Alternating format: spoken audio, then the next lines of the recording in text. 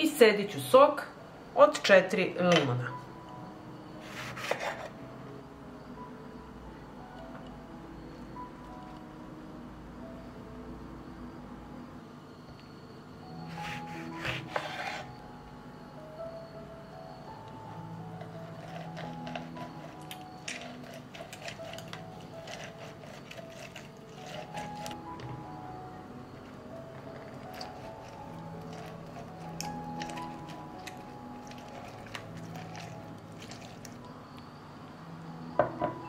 Zatim ću sok od limuna sipati u bokal.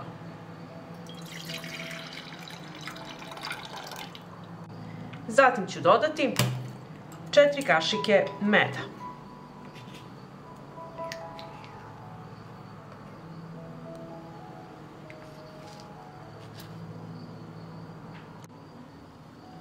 Zatim ću dodati 80 ml kozje surutke.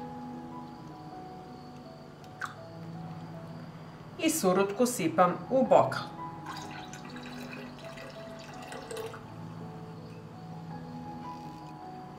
I dodat ću 500 ml vode.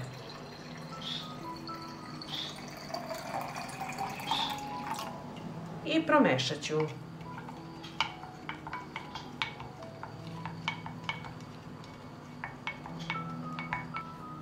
I ovako pripremljen napitak sipat ću u jednu flašu.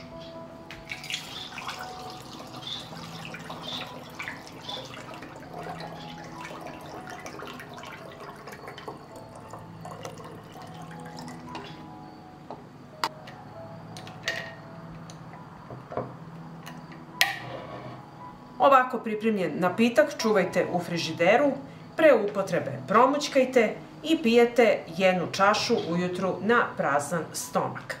Pa ako vam se dopada ovaj moj recept, vi naravno lajkujte, prijavite se na moj kanal i ostavite mi komentar. Prijatno!